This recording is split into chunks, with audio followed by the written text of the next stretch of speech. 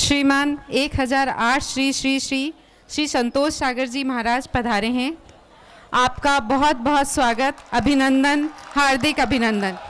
विद्यालय परिवार की तरफ से आपका हार्दिक स्वागत और अभिनंदन। आप सबके लिए परम सौभाग्य की बात है, एक युवा संत आपके बीच में आए हैं। आप हैं भाई श्री संतोष सागर जी महाराज। आपका जन्म राजस्थान के ही बीकानेर जिले के श्री डूंगरगढ़ में हुआ है। आप किसी परिचय के मोहताज नहीं है, आध्यात्मिक जगत में आपकी बड़ी ख्याति है। हालांकि उम्र ज्यादा नहीं है, 35 वर्ष की उम्र में आपने ऐसे ऐसे आध्यात्मिक कार्य किए हैं जिसके कारण संत समाज आपका अभिनंदन करता है, आपका स्वागत करता है। आपने पूरे देश भर में 250-300 कथाएं करी है।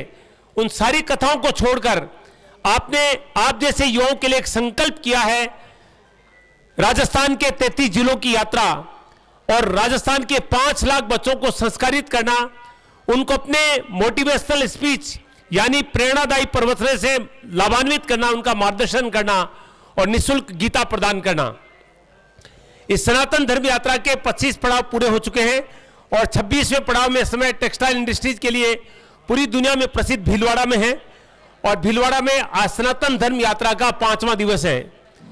अभी तक भाई श्री संतोष सागर जी महाराज इस यात्रा में लगभग 2.25 लाख से ज्यादा युवाओं को संबोधित कर चुके हैं और आपका एकमात्र उद्देश्य यह है कि आज की जो युवा पीढ़ी है, जो अवसाद में जी रही है, जो भय में है, चिंता में है, खूब पढ़ रही है, खूब अंक प्राप्त कर रही है, बड़े बड़े पैकेज नौकरियों के प्राप्त हो रहे हैं, लेकिन जीवन में सुख शांति नहीं है। ये सारी चीजें देखकर आपने एक यात्रा आप जैसे युवाओं के लिए निकाली है ताकि आप लोगों का आत्मविश्वास डेवलप हो, आपका मनोबल बढ़े और आपके जीवन में भी सुख शांति हो और ये आत्महत्याएं की घटनाएं हो रही है वो रुक जाए। केवल आप लोगों के लिए भाई श्री संतोष सागर जी महाराज राजस्थान के 33 जिलों की यात्रा पर निकले हैं। भाई श्री संतोष सागर जी महाराज के पावन श्री चरणों में नमन करते हुए आपसे प्रार्थना करता हूं कि राष्ट्र की युवा शक्ति जो आपके सामने बैठी है, ये हमारे देश के कर्णधार हैं, उनको अपने सुंदर प्रेरणादायी प्रवचन से लाभान्वित करें। परम पूज्य भाई श्री संतोष सागर जी महाराज। बोलिए भारत माता की, भारत माता की। आदरणीय प्रधानाचार्य जी श्री श्याम सुंदर जी खटीक साहब, सभी मंच पर विराजमान प्रबुद्ध जन और मेरे सामने विराजमान सभी मेरे युवा भाई, मुझे बिल्कुल भी अच्छा नहीं लग रहा है कि आप सब लोग धूप में बैठे और मैं छांव में आकर के बैठ गया। इसलिए मैं आपके पास में ही आके बोलना चाहूंगा।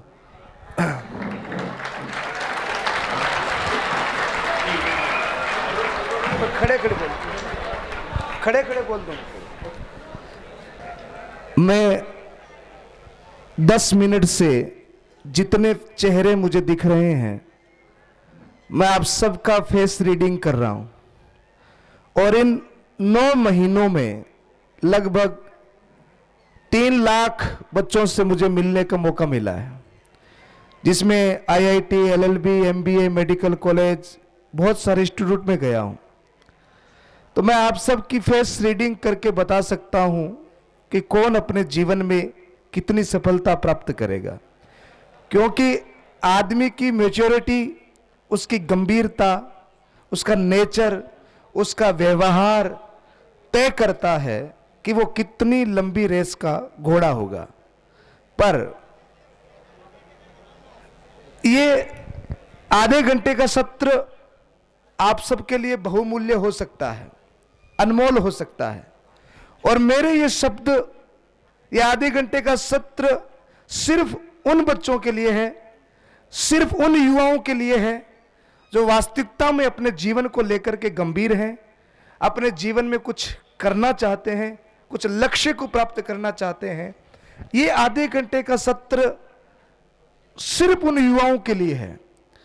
इस भारतवर्ष में युवाओं की 2 कैटेगरी हैं।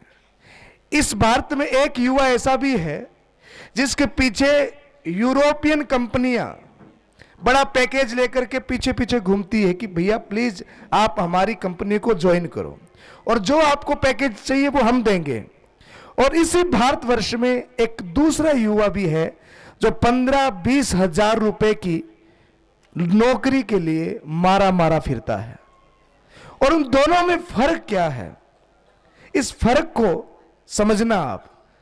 आप अभी युवा हो और मेरी आपसे कोई ज्यादा उम्र नहीं है, और जिस चीज में आज आप हो उस चीज से मैं निकल चुका हूं, तो मैं आप सबकी भावनाएं, विचार, स्थितियां, इन सारी चीजों को बड़ा बारीकी से समझता हूं।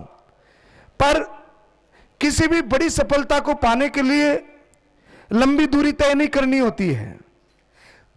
अल्प समय में भी, छोटे से समय में भी बड़ी सफलताएं पाई जा सकती है, पर उसकी एक विधा है, उसका एक नेचर है, उसका एक तरीका है।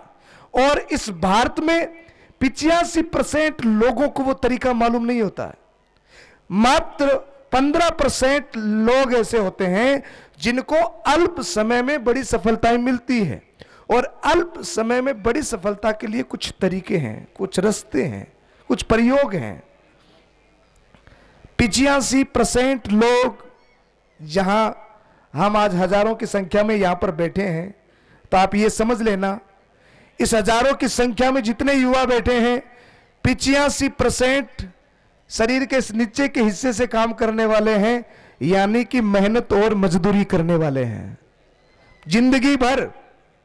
और 15% आप में से ऐसे होंगे जो इस संसार में आकर के उच्चतम शिखर को, उच्चतम पद को और एक सफलता को प्राप्त करेंगे। और मैं सिर्फ उन 15% लोगों की बात करने आया हूं, वरना तो इस दुनिया में रोज लाख आदमी जन्म लेते हैं और लाख रोज मर जाते हैं, कोई फर्क नहीं पड़ता किसी को। मैं बात सिर्फ उन 15% लोगों की करने आया हूं जो इसका इस्तेमाल करते हैं, जो अपनी ताकत का, भगवान ने जो बुद्धि दी है उसका यूज करते हैं। बाकी 85% तो वो भगवान ने जो दिमाग दिया है ना, वो यूं का यूं, नया का नया ले जा करके भगवान को वापस दे देते हैं कि लो प्रभु, आपने हमको दिमाग दिया था, हमने यूज ही नहीं किया, ये आपका नया का नया वापस लो। तो मैं अपनी बात का आरंभ करूं उससे पहले मैं जो आगे युवा बैठे हैं इनसे मैं प्रश्न करना चाहूंगा, क्या जमीन में से तेल निकलता है? बोलो ना भाई, निकलता है? क्या जमीन में से घी निकलता है? थोड़ा विचार करो, डायरेक्टली, इनडायरेक्टली, कैसे भी। अच्छा, घी कहां से आता है? दूध से। दूध आता है गाय से। गाय में दूध कहां से आता है? क्या खाती है? घास। कहां से आती है? घी कहां से निकला?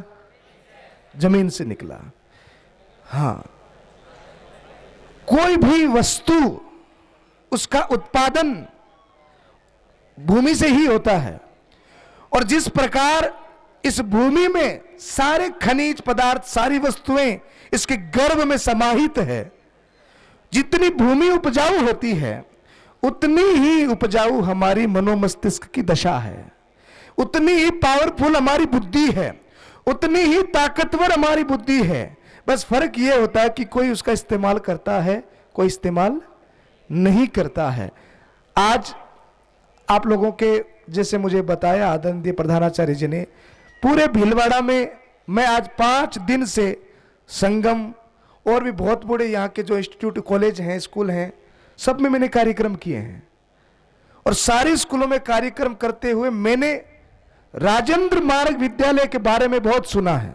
और 5 दिनों से जो मेरे पास आता है, आज तक किसी ने भी ऐसा नहीं कहा कि इस विद्यालय में ये कमी है। जितने लोग मेरे पास आए बोले उस विद्यालय की बात विशेष है।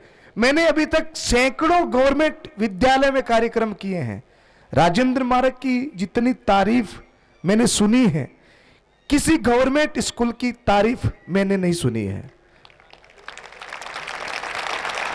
और ये तारीफ केवल प्रधानाचार्य जी या केवल शिक्षक गणों के कारण नहीं है, स्कूल की तारीफ विद्यार्थियों के कारण होती है। पर मैं अभी तक मुझे सेटिस्फाइड नहीं हुआ कि मैं आगे जाकर के, जहां अभी तक मैंने 250 स्कूलों में कार्यक्रम किए हैं, अभी तक मैं सेटिस्फाइड नहीं हुआ कि मैं आपकी जाकर के कहीं तारीफ करूंगा। उसके लिए आप लोगों को एक सभ्यता, एक व्यवहारिकता, आज आप युवा हो गए, 15, 16, 20, 25 साल के युवा यहां पर बैठे हैं। आपकी मैच्योरिटी, आपकी गंभीरता होनी चाहिए। आज आपके एग्जाम चल रहे हैं, परीक्षाएं चल रही हैं। परीक्षा होती है तो आपको चिंता होती है क्या? है? चिंता होती है? आप क्यों होती है बताएंगे? खड़े हो जाओ। खड़े हो जाओ, खड़े हो जाओ, शर्म नहीं करनी, युवा है यार। है? अच्छा, चिंता किस किस को होती है? हाथ ऊपर के बताओ। परीक्षा में मोटा मोटी सबको होती है। अच्छा, क्यों होती है? पढ़ाई नहीं की क्या? है? पढ़ाई की है तो फिर चिंता किस बात की है? हमारे यहां पर दो शब्द है, एक चिंता और एक चिंतन। क्या नाम है? चिंता और चिंतन। आप में से कोई बता सकता है मुझे चिंता और चिंतन में क्या फर्क होता है?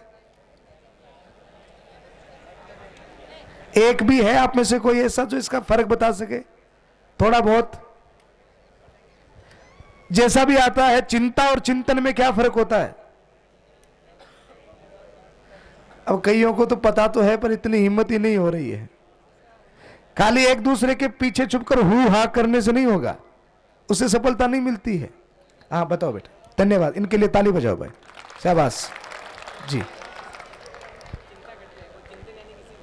कोई माइक हो रहा है? हाँ, चिंता। आगे आ जाओ बेटा, आगे, बहुत हिम्मत, शाबाश, बताओ। चिंता यानी तो किसी चीज़ के ऊपर, हम विषय के ऊपर बहुत गंभीर चिंता करते हैं, और चिंतन यानी किसी विषय के ऊपर सोचना, विचार करना। जी बहुत बढ़िया। वो क्या नाम आपका? पार्थ, थैंक यू, बहुत सुंदर। आप बता रहे थे को भैया, इधर हाथ ऊपर किया था। आ जाओ बेटा, इनके लिए भी ताली बजनी चाहिए। आ जाओ बेटा, आ जाओ। ये हिम्मत, ये जज्बा सब में होना चाहिए। बात गलत हो सही, वो बात की बात होती है, पर बोले तो सही। हाँ बेटा, चिंता और चिंतन में क्या फर्क होता है? चिंता का अर्थ है यानी किसी के बारे में अपन को सोचना ज़्यादा करना, और यानी मन में उसको पाने की इच्छा होना और उसके प्रति चिंता होना। और चिंतन का अर्थ है किसी भी जो अपने पास जो भी प्रॉब्लम है ना, उसके प्रति उसका गहन अध्ययन करना और उसके बारे में सोचना, वो चिंतन कहलाता है। रुद्रांश आमेटा। अरे वाह, रुद्रांश के लिए भी ताली बजनी चाहिए। बड़ा सुंदर जवाब, दोनों ने एक जैसा ही जवाब दिया चिंता और चिंतन के बारे में। इसका एक सटीक सा जवाब मैं आपको देता हूं। यानी कि आपके एग्जाम परीक्षा चल रही है, जो रिजल्ट के बारे में सोचता है उसको चिंता कहते हैं। मेरा रिजल्ट कैसा आएगा, इसके बारे में चिंतन करना यह चिंता होती है। और स्टडी के बारे में सोचना कि मैं पढ़ाई कैसे करूं, उसको चिंतन कहते हैं। अब फायदा किस में है? रिजल्ट के बारे में सोचना या पढ़ाई के बारे में सोचना?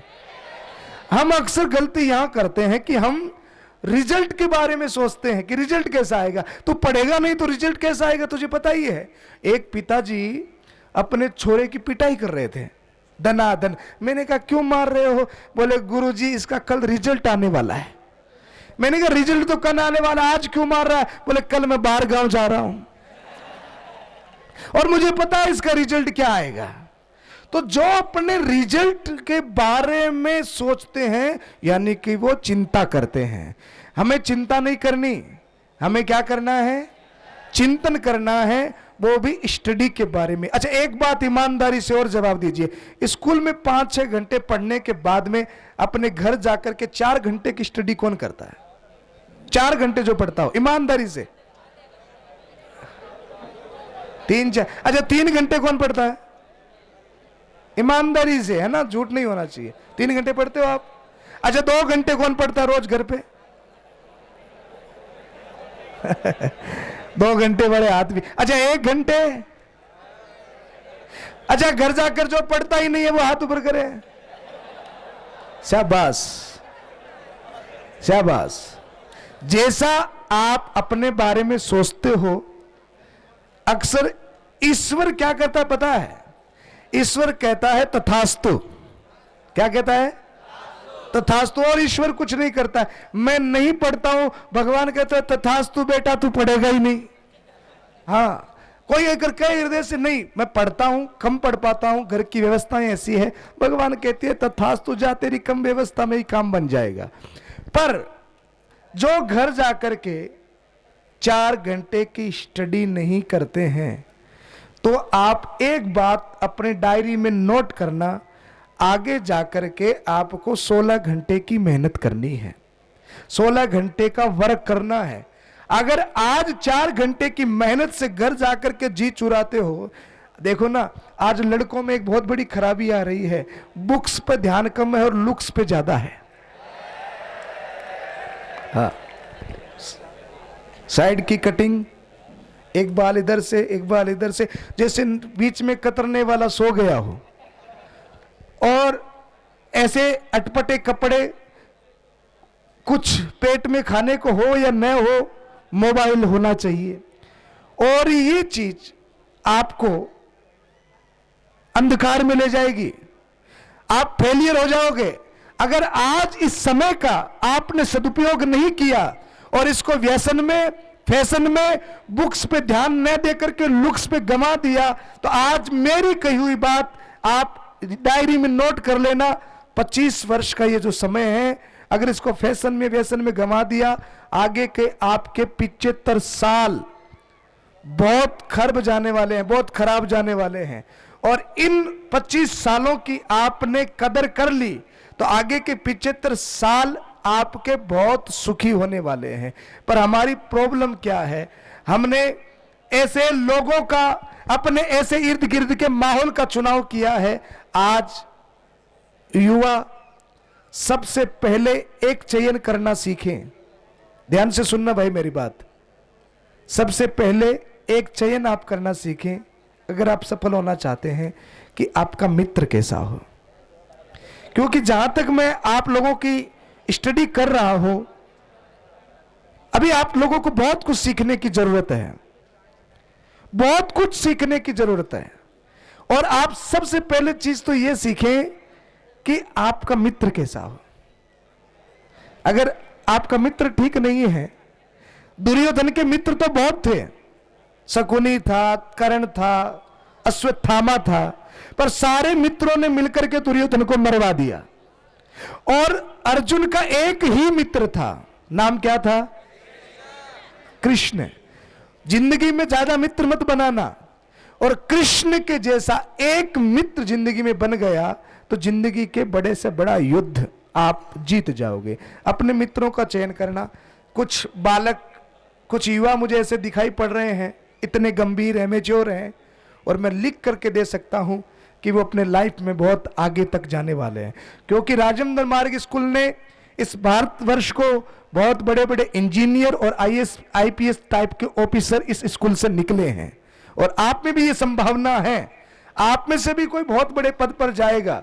पर उस पद पर जाने के लिए जो मैच्योरिटी, जो गंभीरता, जो स्टडी चाहिए, वो मुझे बहुत कम बच्चों में दिखाई दे रही है। तो मैं आप लोगों से एक निवेदन करूंगा, इस समय का सदुपयोग करें। धूप बहुत ज्यादा है, आप भी परेशान हो रहे हैं, मैं भी ज्यादा बोल नहीं पा रहा हूं। तो मैं आज आप लोगों के पास में एक निवेदन लेकर के आया हूं, और मेरा ये निवेदन सिर्फ उन बालकों के लिए है जो बालक सफल होना चाहते हैं। आप सबके पास में मोबाइल है? बोलो ना। उस मोबाइल के साथ में एक बुक आती है क्या? छोटी सी बुक आती होगी, क्या बोलते हैं उसको? Guide book, manual, user book. अब वो मैनुअल जो है, उस मैनुअल में 3 चीजें होती हैं। पहली चीज ये है कि आप इस मोबाइल को अपग्रेड कैसे कर सकते हैं। दूसरी चीज उसमें यह होती है कि आप इस मोबाइल को यूज कैसे कर सकते हैं। और तीसरी चीज उसमें यह होती है कि इसमें कोई एरर आ जाए तो उस एरर को ठीक कैसे किया जा सकता है।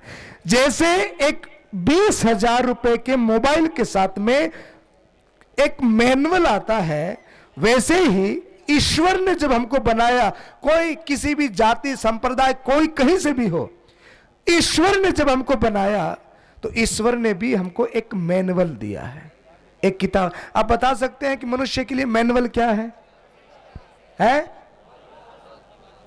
क्या है? भगवत गीता। देखो, एक संवाद जो ईश्वर से ईश्वर के बीच में होता है, एक संवाद जो महापुरुष से महापुरुषों के बीच में होता है, और एक तीसरा संवाद जो ईश्वर और मनुष्य के बीच में होता है।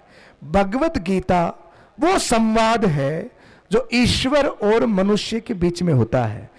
और उस भगवत गीता में भी 3 चीजें हैं। सबसे पहली चीज कि आप अपने आप को यूज कैसे कर सकते हैं। उस भगवत गीता में दूसरी चीज है कि आप अपने आप को अपग्रेड कैसे कर सकते हैं।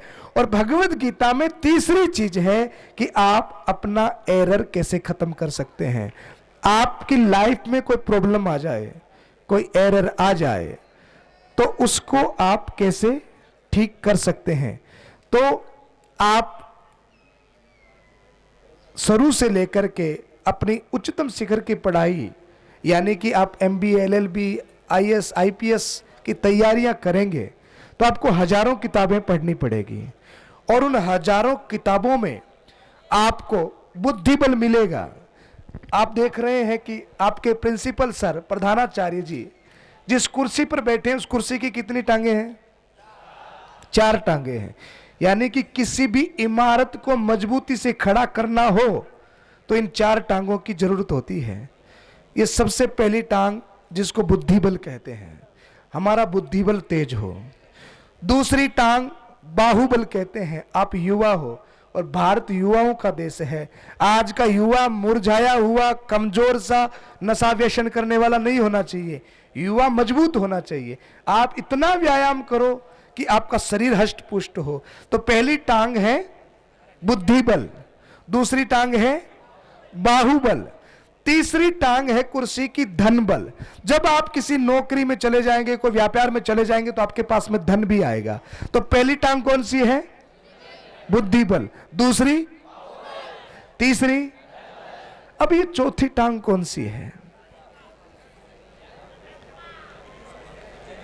अच्छा, एक सवाल और पूछूं मैं आपसे, एक क्वेश्चन और फटाफट जवाब देना उसका, और फास्टली जवाब देना, ताकि मुझे आपकी ब्रेन की ताकत का भी पता पड़े कि आप कितनी स्टडी कर रहे हो। पूछूं? मैंने ये प्रश्न IIT के बच्चों से भी पूछा है, LLB MBA के बच्चों से भी पूछा, आपसे भी पूछ रहा हूं। मेरा प्रश्न ये, फटाफट जवाब दीजिएगा। 10 लाख रुपए का चेक भरना हो तो कितना जीरो लगेगा? 5। राइट आंसर, हाथ ऊपर करे 5 वाले, फटाफट।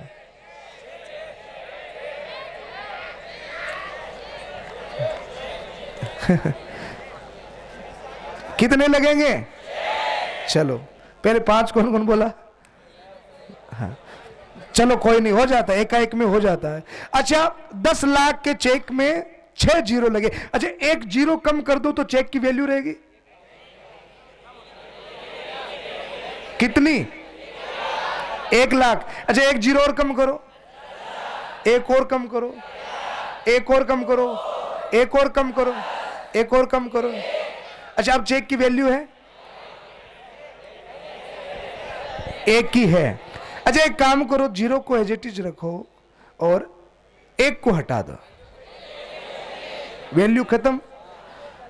हमारी लाइफ में भी ये जो जीरो है ना, जितनी तुम पढ़ाई करते जाओगे, जितनी तुम डिग्रियां लेते जाओगे, जैसे जीरो लगाने से चेक की वैल्यू बढ़ती है, वैसे ही डिग्रियां लेने से हमारी वैल्यू बढ़ जाती है।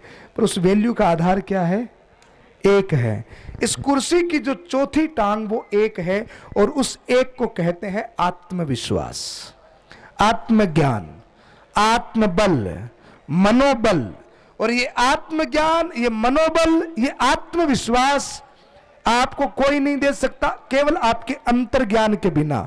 और ये अंतर्ज्ञान जो है वो हमको प्राप्त होता है भगवत गीता से। किसके द्वारा? तो यानी कि श्री कृष्ण का दिया हुआ वो अनमोल उपहार हमारे जीवन को अपग्रेड करने के लिए, एरर खत्म करने के लिए एक सुंदर ज्ञान श्री कृष्ण ने हमको दिया। और भारत का उच्चतम ज्ञान है। कल कथा में कैबिनेट मंत्री श्री अर्जुन राम जी मेघवाल पधारे, और उन्होंने कथा के मंच पर यह प्रॉमिस किया कि आगे आगरा में पूरे 128 देशों में से 45 देशों की कंट्रीज से उनके अध्यक्ष भारत पधार रहे हैं। और उन्होंने हमारी व्यासपीठ पर कल ये वादा किया कि 45 देशों से जो बड़े बड़े राष्ट्र अध्यक्ष आ रहे हैं, अब की बार जब वो भारत में आएंगे तो उनको एक गिफ्ट हम देंगे और उस गिफ्ट का नाम है भगवत गीता। और ये हम सब भारतीयों के लिए गौरवान्वित होने की बात है कि आज भारत का ये उच्चतम ग्रंथ जो राष्ट्र के 128 देशों में सारी यूनिवर्सिटीज में पढ़ाया जा रहा है, आप इस भारत की जितनी भी टॉप पर्सनैलिटीज हैं उनकी बायोग्राफी अगर पढ़ेंगे तो उस बायोग्राफी में एक चीज कॉमन मिलेगी कि उन सब ने एक ग्रंथ की स्टडी की है, पढ़ा है, और उस ग्रंथ का नाम है भगवत गीता। तो मैं आज आप लोगों को, आज एकादशी का दिन भी है, आज मैं आप सब लोगों को मेरी तरफ से भगवत गीता भेंट करने के लिए आया हूं। क्या आप स्वीकार करेंगे? लेंगे? पक्का? आप इधर आओ। हाँ,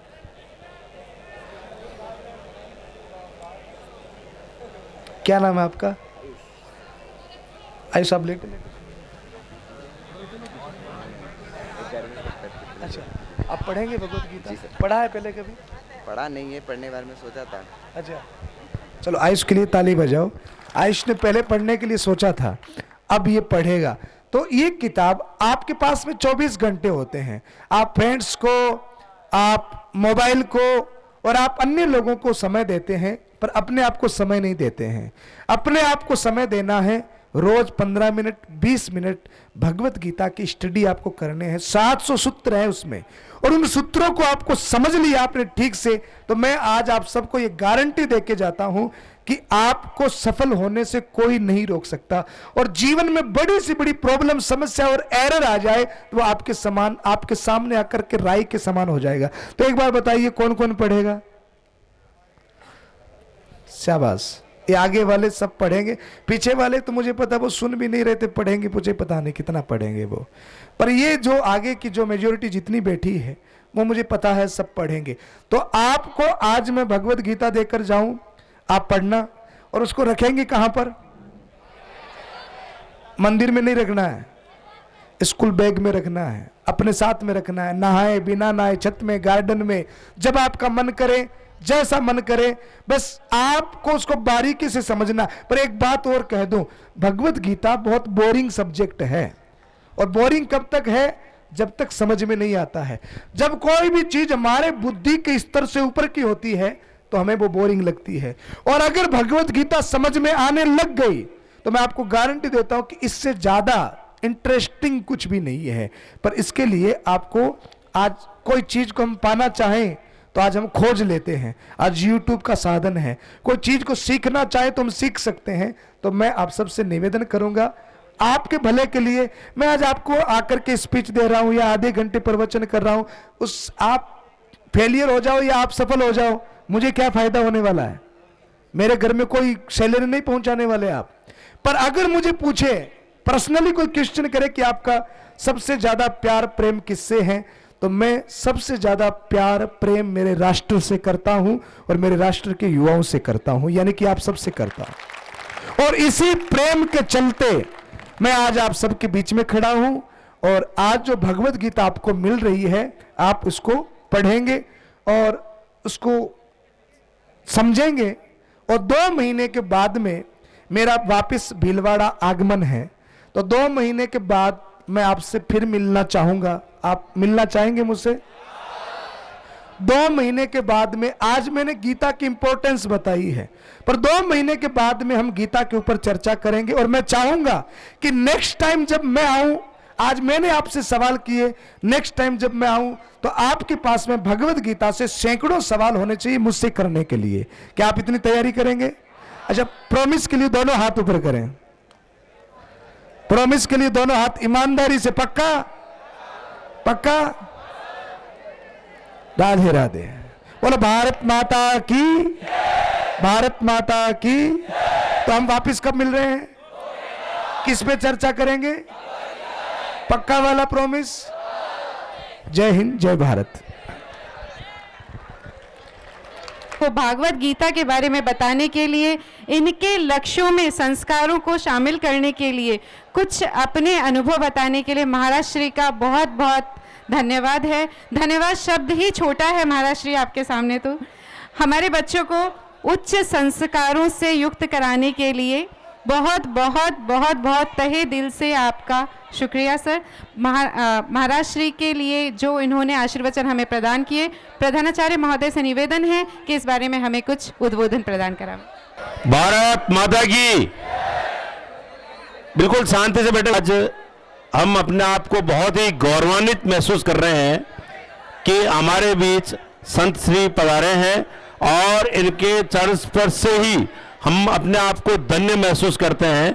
आपने गीता और बच्चों को जो मोटिवेशन स्पीच दिया उसके लिए संपूर्ण विद्यालय परिवार आपका कोटि कोटि आभार प्रकट करता है और निश्चित रूप से हम आपको विश्वास दिलाते हैं कि हम विद्यालय परिवार के सभी छात्र और अध्यापक गण आपके बताए हुए मार्गदर्शन अनुसार अनुसरण करेंगे और हमारे बच्चे निश्चित रूप से हम टीचर्स को भी कहेंगे क्लासरूम में भी इनको आपके बताए हुए मार्गदर्शन देवें। पुनः आप सभी समाज सेवी जो पधारे हैं या जितने भी महानुभाव पधारे हैं, विद्यालय परिवार की ओर से आपका आभार एवं धन्यवाद। जय हिंद, जय भारत।